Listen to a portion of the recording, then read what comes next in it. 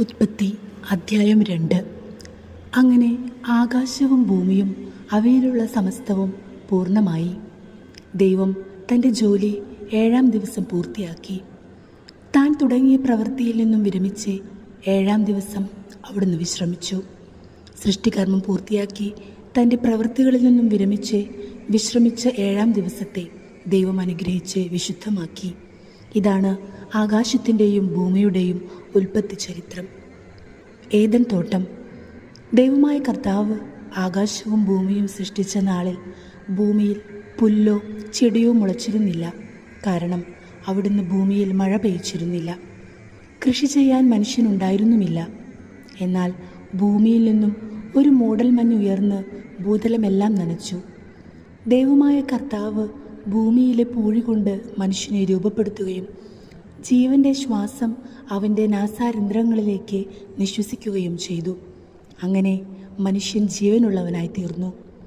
അവിടുന്ന് കിഴക്ക് ഏദനിൽ ഒരു തോട്ടമുണ്ടാക്കി. താൻ രൂപം കൊടുത്ത മനുഷ്യനെ അവിടെ താമസിപ്പിച്ചു.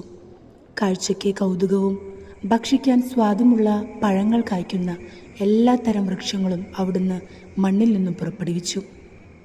ജീവൻ്റെ വൃക്ഷവും നന്മത്തിന്മകളെക്കുറിച്ചുള്ള അറിവിൻ്റെ വൃക്ഷവും തോട്ടത്തിൻ്റെ നടുവിൽ അവിടുന്ന് വളർത്തി. തോട്ടം നനയ്ക്കാൻ ഏദനിൽ നിന്നും ഒരു നദി പുറപ്പെട്ടു. അവിടെ വെച്ച് അത് 4 കൈവഴികളായി പിരിഞ്ഞു. ഒന്നാമത്തേതിൻ്റെ പേര് പിഷോൺ. അത് സ്വർണത്തിൻ്റെ നാടായ ഹവില മുഴുവൻ ചുറ്റിയൊഴുകുന്നു. ആ നാട്ടിലെ സ്വർണം മേൽത്തരമാണ്. അവിടെ സുഗന്ധദ്രവ്യങ്ങളും പവിഴക്കല്ലുകളുമുണ്ട്. രണ്ടാമത്തെ നദിയുടെ പേര് ഗിഹോൺ. അത് കുഷ് എന്ന നാടിനെ ചുറ്റിയൊഴുകുന്നു.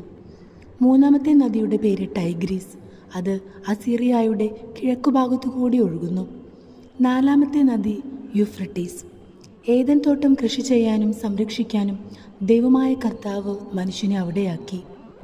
അവിടുന്ന് അവനോട് കൽപ്പിച്ചു, തോട്ടത്തിലെ എല്ലാ വൃക്ഷങ്ങളുടെയും ഫലം ഭക്ഷിച്ചു കൊള്ളുക. എന്നാൽ നന്മത്തിന്മകളെക്കുറിച്ചുള്ള അറിവിൻ്റെ വൃക്ഷത്തിലെ ഫലം നീ തിന്നരുത്. തിന്നുന്ന ദിവസം നീ മരിക്കും. ദൈവമായ കർത്താവ് അരുളി ചെയ്തു, മനുഷ്യൻ ഏകനായിരിക്കുന്നത് നന്നല്ല. അവന് ചേർന്ന ഇണയെ ഞാൻ നൽകും. ദൈവമായ കർത്താവ് ഭൂമിയിലെ സകല മൃഗങ്ങളെയും ആകാശത്തിലെ സകല പക്ഷികളെയും മണ്ണിൽ നിന്നും രൂപപ്പെടുത്തി. അവയ്ക്ക് മനുഷ്യൻ എന്തു പേരിടുമെന്ന് അറിയാൻ അവിടുന്ന് അവയെ അവൻ്റെ മുമ്പിൽ കൊണ്ടുവന്നു. മനുഷ്യൻ വിളിച്ചത് അവയ്ക്ക് പേരായി തീർന്നു. എല്ലാ കന്നുകാലികൾക്കും ആകാശത്തിലെ പറവകൾക്കും വയലിലെ മൃഗങ്ങൾക്കും അവൻ പേരിട്ടു. എന്നാൽ തനിക്കിണങ്ങിയ തുണയെ കണ്ടില്ല. അതുകൊണ്ട് ദൈവമായ കർത്താവ് മനുഷ്യനെ ഗാഢനിദ്രയിലാഴ്ത്തി.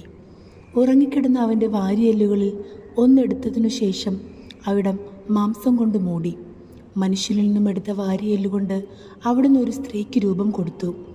അവളെ അവൻ്റെ മുമ്പിൽ കൊണ്ടുവന്നു. അപ്പോൾ അവൻ പറഞ്ഞു,